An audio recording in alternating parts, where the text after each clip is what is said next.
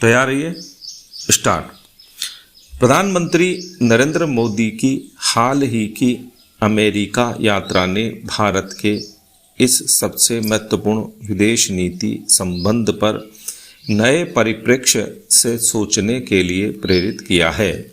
अनेक लोगों को लगता है कि भारत व अमेरिका के संबंध परस्पर सुरक्षा हितों पर आधारित हैं। यह बात सही नहीं है, क्योंकि अमेरिका प्रशांत व हिंद महासागर क्षेत्र में सबसे ताकतवर सैन्य शक्ति है और कम से कम सुरक्षा के मामले में तो उसे भारत की जरूरत नहीं। दूसरी तरफ भारत भी परमाणु शक्ति संपन्न राष्ट्र है और अपनी रक्षा के लिए अमेरिका का मोहताज नहीं। हिंद महासागर क्षेत्र में चीन की नौसैनिक गतिविधियों ने भी अभी तक भारत को अधिक चिंता में नहीं डाला है। लेकिन अमेरिका का ध्यान भारत की तरफ खींचने वाला सबसे महत्वपूर्ण बिंदु है वैश्विक अर्थव्यवस्था के समीकरणों में भारत में चीन की जगह लेने की क्षमताओं का होना। प्रधानमंत्री की अमेरिका यात्रा के दौरान केंद्रीय थीम यही थी कि भारत का उभरता आर्थिक कद उसे नए अमेरिकी औद्योगिक कॉम्प्लेक्स का महत्वपूर्ण हिस्सा बना सकता है। साथ ही भारत अमेरिकी उत्पादों के लिए बड़ा बाजार भी साबित हो सकता है।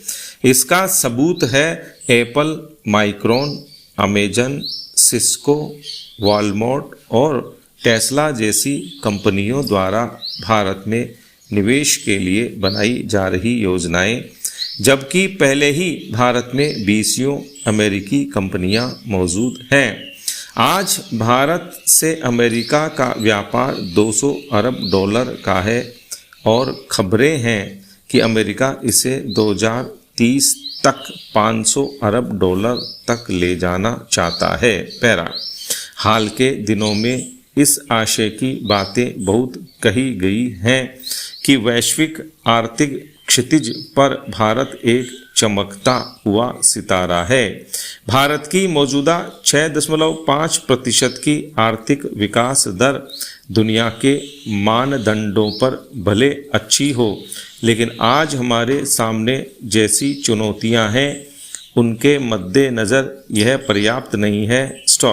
सबसे बड़ी चुनौती है 80 करोड़ लोगों को गरीबी के दायरे से बाहर लाने के लिए एक मैन्युफैक्चरिंग क्रांति करना। इसके लिए हमें 2 दशकों तक 8 से 10% की सालाना विकास दर की जरूरत होगी। अमेरिकी कनेक्शन इस लक्ष्य को पाने में हमारी मदद कर सकता है।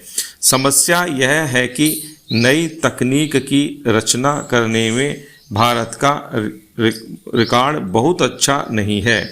सरकारों ने दावा किया है कि उनका लक्ष्य भारत की 2% जीडीपी को रिसर्च एंड डेवलपमेंट में खर्च करने का है, जबकि आज यह मात्र 0.65% ही है।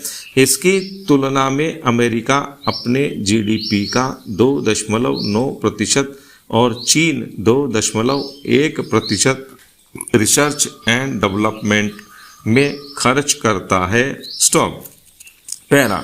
एक अन्य कमजोरी वर्कफोर्स से संबंधित है।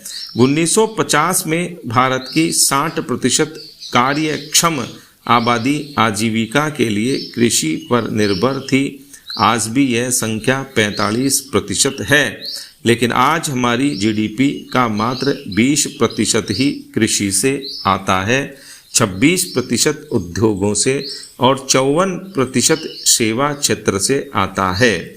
साथ ही भारत में कामकाजी महिलाओं की संख्या दुनिया में सबसे कम में से एक है। यह केवल 19% ही है और इसमें हम सऊदी अरब से भी पीछे हैं। वास्तव में पिछले 20 वर्षों में इस आंकड़े में गिरावट ही आई है। इसका यह मतलब है कि उन सेक्टरों में पर्याप्त जॉब्स नहीं निर्मित हो रहे हैं जहां ग्रामीणों और स्त्रियों को काम मिल सके। साक्षरता भी चिंतनीय है।